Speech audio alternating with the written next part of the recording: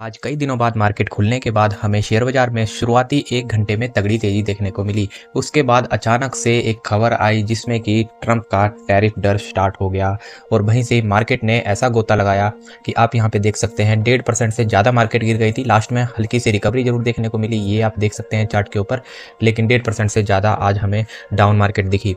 लेकिन अभी जो मार्केट का ओवरऑल गिरावट रही आज के दिन की, पूरे 1.5% 353.65 लगभग पॉइंट से यहाँ पर निफ्टी 50 में हमें गिरावट देखने को मिली। अगर इंडाइसिस की बात करें तो सबसे ज़्यादा 3.25% के आसपास निफ्टी रियल्टी गिरा। उसके बाद अगर हम बात करें तो निफ्टी आईटी गिरा, जो कि पौने तो लगभग 2.5% के आसपास निफ्टी आईटी गिरा। और ये भी आपको बताता हूँ कल कौन सा सेक्टर का इंडाइसिस सबसे ज़्यादा गिरेगा, तो उसका नाम है निफ्टी ऑटो। तो कल के दिन हमें ऑटो में अच्छी खासी गिरावट देखने को मिलेगी, लगभग 2% के आसपास। और निफ्टी ऑटो में कल हमें 2 तारीख को यानी कि ट्रंप के ऐलान के बाद हमें गिरावट देखने को मिलेगी। हाँ, अगर गिरावट नहीं देखने को मिलेगी तो वो सेक्टर हो सकता है सिर्फ और सिर्फ एफएमसीजी का, क्योंकि वो सेक्टर एकदम स्टेबल सेक्टर है जिसमें कि गिरावट हो चुकी है और गिरावट का कोई अनुमान नहीं है। Nifty pharma, Nifty auto, IT, इन सब में हमें गिरावट देखने को मिलेगी। रियल्टी में तो चलो देखने को मिल ही रही है अंदरूनी कारणों की वजह से। ये था आज का मार्केट का लेखा जोखा। लेकिन अब बात करते हैं मार्केट बंद होने के बाद का एक्शन। जैसा कि आपको पता ही है, अगर आप हमारे पुराने सब्सक्राइबर हैं तो आप जानते ही हैं, इस समय आपको रोज रात को जो भी नोटिफिकेशन, ऑफिशियल नोटिफिकेशन, अंदर की खबरें सभी आती है, आपको इस चैनल पर मिलती रहती है। तो जो आज की सबसे बड़ी खबर निकल के आई है, वह निकल के आई है कमिंस इंडिया लिमिटेड के ऊपर।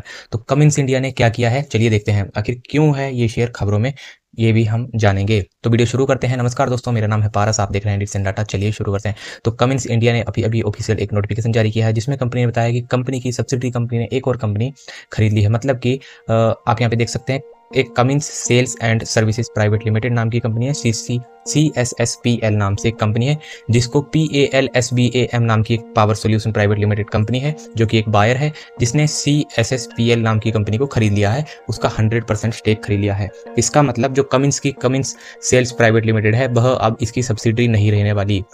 कमिंस की सब्सिडरी कंपनी को खरीदा गया है एक कंपनी के द्वारा, पाल SBAM पावर सोल्यूशन लिमिटेड।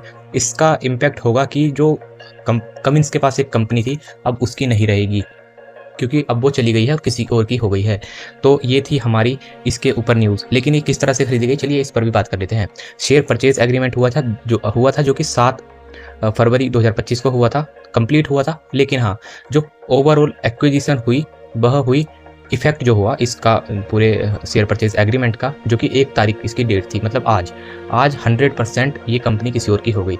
और आज से ही कमिंस की ये कंपनी नहीं रहेगी। मतलब कंपनी के रिवेन्यू में, कमिंस के रिवेन्यू में हमें अब आगे से थोड़ा सा हटके रिवेन्यू नज़र आएगा। मतलब कि जितना रिवेन्यू ये कंपनी कमाती थी, अब वह उसके नतीजों में हमें नहीं देखने को मिलेगा। लेकिन हाँ, क्योंकि इस कमिंस की कंपनी उसके हाथ से गई है, इसका मतलब कि कंपनी को कुछ पैसा भी आया होगा।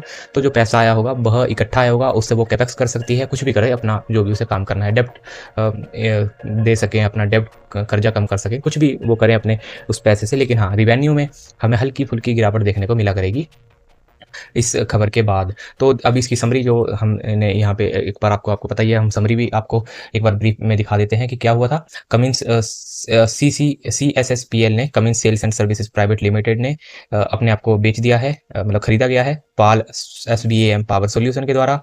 शेयर परचेज एग्रीमेंट हुआ था जो कि 7 तारीख को हुआ था। Closing condition fulfilled as per the agreement के हिसाब से पूरा शेयर परचेज एग्रीमेंट हुआ। मतलब कि क्लोजिंग कंडीशन जो थी इसकी शेयर परचेज एग्रीमेंट थी।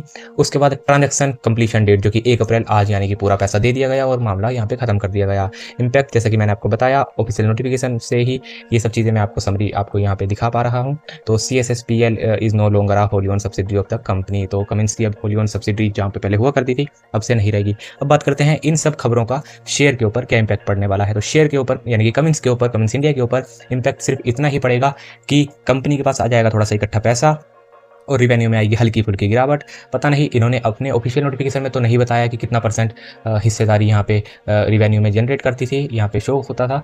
लेकिन हाँ, अगर हम इसका कभी आगे या कभी जब भी इसके कमेंट्स के नतीजे आएंगे, उसमें हम देख सकते हैं एक सब्सिडी कम होगी और पिछले नतीजे से हम कंपेरिजन कर सकते हैं कि कितना % यहाँ पे हिस्सेदारी ये सब्सिडी जुटा के देती थी इसको। तो अब बात करते हैं कि हमें कल के दिन शेयर के ऊपर क्या एक्शन देखने को मिल सकता है, क्योंकि यहाँ पे शेयर परचेज एग्रीमेंट हुआ है। तो कंपनी घाटे में कभी कोई भी सौदा नहीं करती है। पावर सेक्टर की सबसे बड़ी कंपनी है इंडिया की, बड़े प्रोजेक्ट लेती है, छोटे मोटे प्रोजेक्ट भी नहीं लेती है ये कंपनी।